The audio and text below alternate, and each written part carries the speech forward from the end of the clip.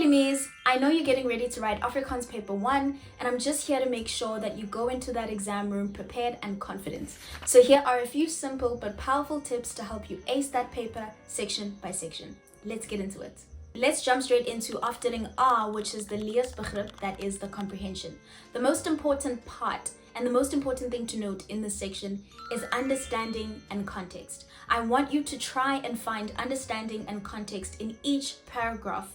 So I want you to focus on understanding each paragraph before moving on to the next. So you won't understand every single word, especially when you're not Afrikaans. But what I used to do is I used to try and find words that I do understand in the paragraph to try and make sense of what's going on, because having an idea of what's going on in that paragraph is better than being completely lost. So you need to put in a little bit more effort in trying to figure out what's happening, because I understand if you don't know the Afrikaans words, you don't really know what's going on. But when you see that Afrikaans word that you don't know or that sentence that you don't know, search around that sentence, around that paragraph. Which words do I understand and which words make sense to me? And then try build an idea or build context and understanding of what's actually happening in the paragraph. Because if you don't understand what's happening from paragraph to paragraph, you won't know how to attempt the questions. Let me show you exactly how I used to do it. So if we take at this Leesbegrip from 2024, November last year, that's a Matric paper. I know everything in this paragraph, okay? We know them, some of them live in South Africa, some of them lived overseas, but they have one thing in common. These are people who are world famous around the world, okay? So this article basically speaks about South Africans' golden sons and daughters that have made it in the world, okay? When I looked at the second paragraph, I saw Christiaan Niedeling Bernard, gebore 8 November 1922, is Suid-Afrika's bekendste hart. I didn't even know what that word was. That is the word that I did not know and I did not understand. But I saw that there was hart in there and I was like, okay, this must have something to do with the heart. And then I read further. Can you see that I don't even know this word and I don't even know how to pronounce it? But I read further. Hy het wêreldberoemd geraak toe hy in 1967 die eerste mens tot mens hartoortplanting succesvol in Kaapstad uitgevoer het. So, okay, fine. He wêreldberoemd, world famous, okay. I understand everything that's happening and I see hartoortplanting. So hartoortplanting must be a heart transplant, okay? Those are the questions that I asked myself. That's how I analyzed this. I'm like, okay, I don't understand a lot of these words here, but this must be a heart transplant, because some of the words can even sound like English. So I just saw hart and I saw hartoortplanting and I'm saying, okay, this person must be a heart surgeon or this person must be a heart doctor. Now I've already formed an idea of what's happening. And then I saw Christiaan Niedeling Bernard. Everybody knows Christiaan Bernard. He was the heart surgeon or doctor who performed the first successful heart transplant, right, in 1967. Then I was like, oh, hey, this is Christiaan Bernard. It's just I didn't notice because they wrote it in Afrikaans, Christiaan, So the paragraph then started making sense to me that they're speaking about Christiaan Bernard, who was a heart surgeon, and they're highlighting him as a world famous doctor or as a world famous person from South Africa, right? So this is how you should go about it. You don't understand a word, try to tear it apart if you have to, okay? Heart, I knew that it had something to do with the heart. And I'm seeing the heart again. Okay, it must be a heart transplant. Then I read again and I see more about, helping a lot of kids, and I can see, okay, they're speaking about a heart surgeon from South Africa. So that's how I would go about it. Like, there were a lot of words that I didn't understand when I was doing Afrikaans in school, but I would look around and see which words do I understand. Does this word maybe sound like English? So it's really important to try to piece the meaning of that paragraph together before you move forward. Again, you won't know every single word and that's okay, but try to form an understanding. Now, let's move on to number 2, which is answering the questions. Now, when you're answering the questions, it's important to know your question words, okay? Your vata, your wie, your hoe, okay? Vata is what, wie is who, for vata is for what, hoe is how, voltooi. They'll usually ask you to complete a sentence. So voltooi is complete. Gee twee redes, give 2 reasons. Waarom, why, verduidelik is to explain, that's a common one. In watter is in what. So when you know how they ask these questions, the words that they use, even if you don't understand the question, you will know that they're looking for what, or they're looking for who, they're looking for a person, they're looking for how something was done. So if you can at least know, if you know your question words, you're halfway to getting the question right, okay? In answering the questions for the Afrikaans comprehension, I would say it's easy. The reason I'm saying it's easy is because the questions that they ask you exactly where to look in the comprehension. They will give you hints. For example, they can ask a question about Christian Bernard and a date, like the datum, right? You know exactly where to look. You remember reading about Christian Bernard. You remember reading about 1967 or something like that. So you're going to go to the comprehension and you're going to find those keywords that they... So let's look at an example, for example.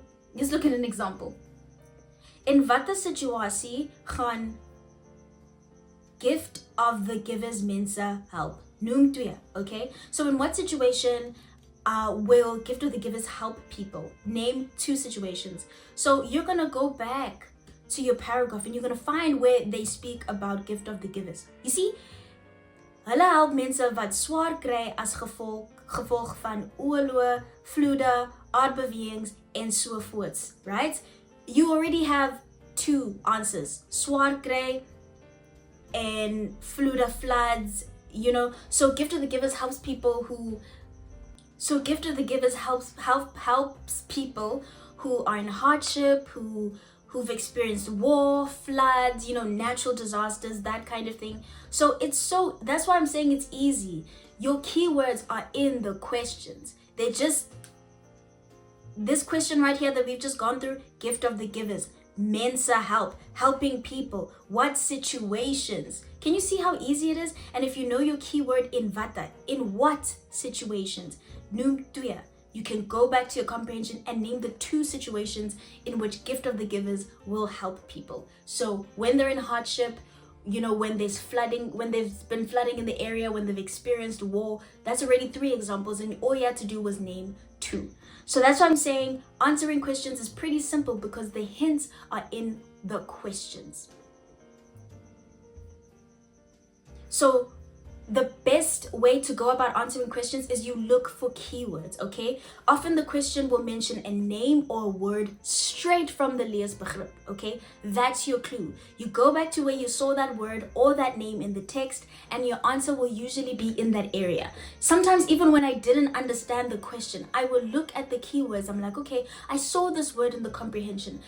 Or they're looking for a date of something. I saw that there was a date next to this keyword, so I'm going to go back to the Leesbegrip and find that date and find that keyword, and my answer will usually be there. It's just really easy if you work smarter and not harder, okay? Then we have text B. So in text B, it's still part of Opsomming A, but usually they will give you a visual such as this. They will give you a visual and you just have to analyze this visual and they will ask you questions related to that visual, okay? So it's pretty simple. You just ask questions, try your best to analyze it, and again, gain understanding. The most important part here in Opsomming A, if you are not Afrikaans, is try your best to gain understanding using what you have and what you already know. Because if you use what you know and what you already have, it will be very easy for you to get to the answer instead of just sitting in the exam and saying, oh, I don't know what's going on here. I don't know what this question is asking me. What are they saying here? Use your clues. Be observant. Honestly, your eyes and the knowledge that you already have will save you. Instead of just sitting there telling yourself, I don't know what's happening. I don't know how to answer this. What are they saying? Okay. So let's move on to Opsomming B. That's the Opsomming. Pretty straightforward. You just summarize points. You just summarize, the points that they give you into 7 points in your own words, and the words can't exceed 70 words. My advice would be to try find synonyms of some of the words that you find in the text, because you can't use direct words that you see in the text and just copy and paste. You're going to lose marks. Sometimes you can use the similar words that they use, but don't overdo it. So here it's just really, again, if you don't understand, try to gain understanding and summarize it in your own words. That's the most important thing. Count your words, literally count them, because that's important. They might even count it for you because it's such a short section. So make sure your words don't exceed 70 words. Let's jump to Advertensies. That is your advertensie and your Sprokiesprente. Okay, so that is your advertisement and your cartoons, right? In vraag 3, usually vraag 3 is the advertensie. You need to deduce for yourself who the target market is in the ad. You need to analyze the ad by yourself before you answer the question. So sometimes they'll ask you, okay, you know, which group of people would this ad appeal to? So you know that that's your target market. Or sometimes they will ask you about the effectiveness of certain words or the effectiveness of the images that are used in the ad itself. So as long as you know the function of an ad, you know the nature of ads, this will be easy to answer. Another thing I want to point out is that there's almost always an intensieve vorm question in the advertensie section. So vraag 3. The reason I'm saying this is because intensieve vorm is persuasive language. Okay, they make ads more powerful, like grasgroen in wereldberoemd or wereldbekend, right? So pay attention to how the visuals work together and how the words work together. In 2024 past paper, there was an intensieve vorm question.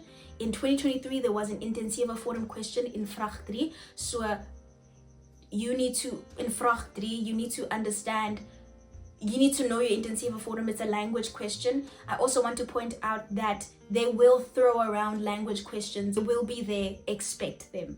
Let's take a look at your cartoons. It's important to pay attention to body language, facial expression, how they use, the language that they use as well, punctuation and words. Okay, so you might get a question like, was Niels' woorde sarcasties, ernstig of enthousiasties? So were Neil's words sarcastic? Were they serious? Were they enthusiastic? They're going to ask you how, you know, the words translate to the reader, or how Neil or the characters were using their words. Okay, so they could also ask about irony. This is an important one because irony is a big part of cartoons, right? So you basically need to know the function of a cartoon, which is to entertain, to highlight a situation, and often it's to be humorous or ironic. So this is knowledge that you need to know beforehand in order to successfully answer these questions in the paper. Taal, that's your language. Okay, this section depends on your preparation. This is all the preparation that you've been doing since you were in grade 8, since you were in grade 1. Okay, you've been practicing your indirecte and direct rede. You've been practicing your verlede tyd, your toekomende tyd, your teenwoordige tyd, your voegwoorde, your, you name it, okay, your infinitive. These are all the things that you need to prepare at home. These are all the things that you've been working through. So I would say the section is fairly easy because you've been doing this every single year. So it's all about grammar, sentence structure, and vocabulary. So make sure you've done enough practice before the exam, because that's what will carry you through this part. Alright Limis, thank you so much for staying until the end of this video. You've got this. Remember that paper 1 isn't about knowing every single thing. It's about understanding, analyzing, and working smart in that paper, okay? So go in with confidence, use these tips, and I promise you, you'll handle paper 1 like a pro. Good luck Limis, jy kan dit doen. Goodbye. See you in the next one. Don't forget to like, comment, and subscribe.